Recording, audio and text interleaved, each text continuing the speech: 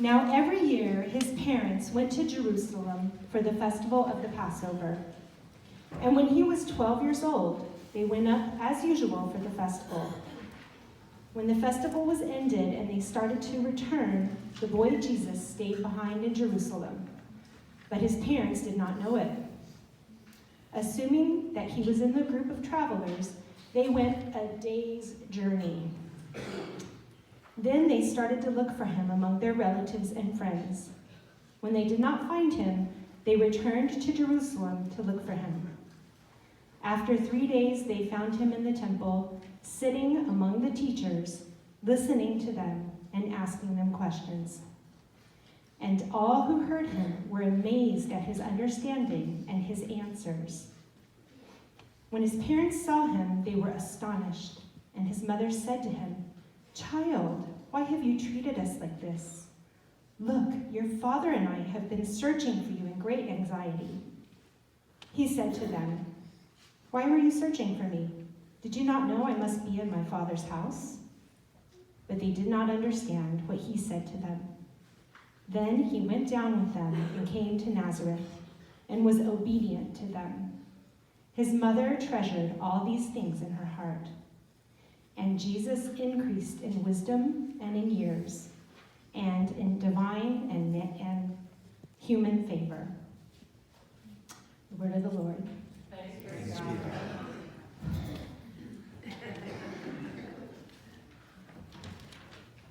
Thank you. In our gospel reading today, we learn about that time that Mary and Joseph lost Jesus. I know this may sound alarming, but as a mom, I can totally relate. I've lost my kids before at the store. I've lost them at the park. And just the other day, I lost Concy here at the church.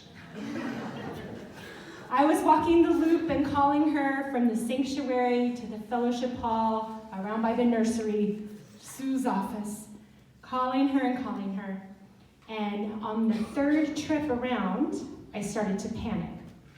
I knew that she was here and I knew that she was safe, but it doesn't matter. I started to panic. Because she doesn't know how to drive. So fighting back tears, I started snapping at people and I was like, "Do you know where Concy's at?" And I'm walking through. Well, the tension started rising in the air and other adults started looking for her. And we found her calling me and making the loop from the sanctuary to the fellowship hall halfway across from me. So she was a little panicked when I found her too. If you've ever watched over children, I'm sure that you have a similar story. But today's story is a little different, right? Jesus is not a small child. Jesus is 12 years old. He's on the verge of becoming a man in his culture. He's clearly old enough to travel near his parents, but not with them. Mary and Joseph didn't know that Jesus wasn't traveling with them because they assumed he was running around with his cousins. This is not a lost child at the mall kind of story. It might be closer to a wandering teenager kind of story. By the time Mary and Joseph realized that Jesus was, in fact, not traveling with them, they had already traveled a whole day. Nazareth is about 90 miles from Jerusalem. Socorro is about 75 miles from Albuquerque. On average, it took travelers 3 days to make this journey, mostly walking.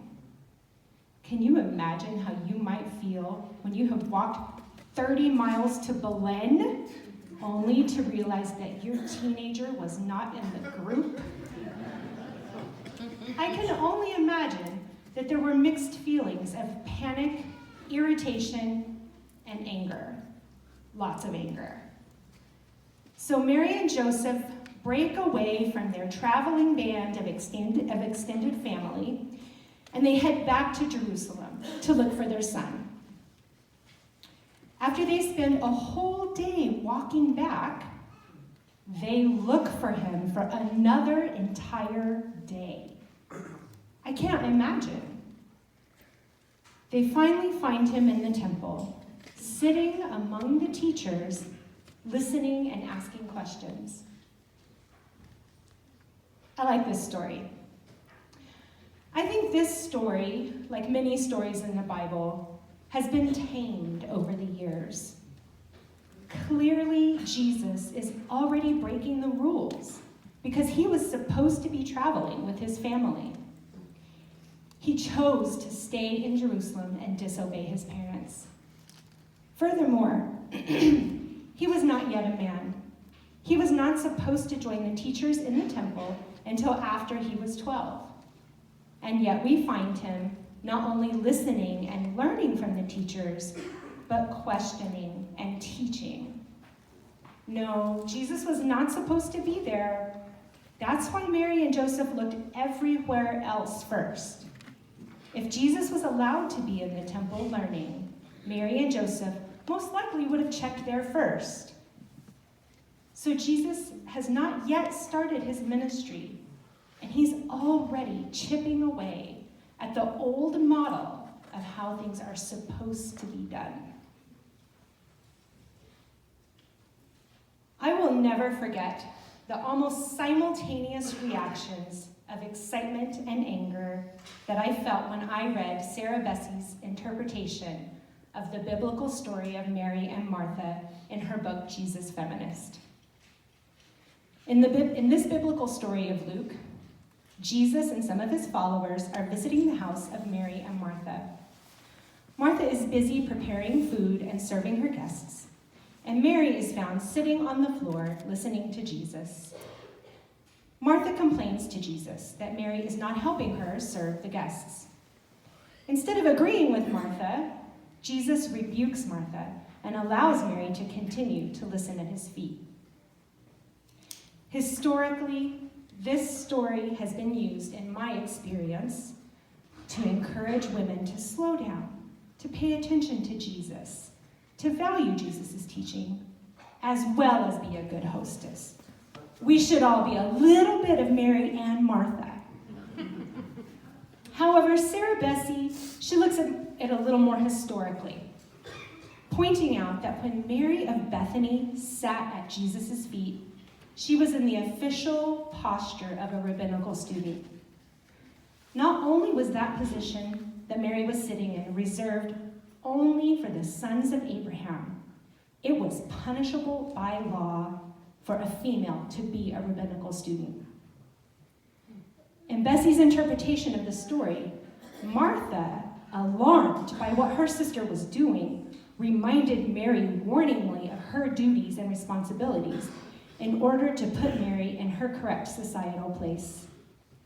Jesus, obviously knowing rabbinical law, defended Mary's right to participate as his disciple and said, "Mary has chosen what is better, and it will not be taken from her."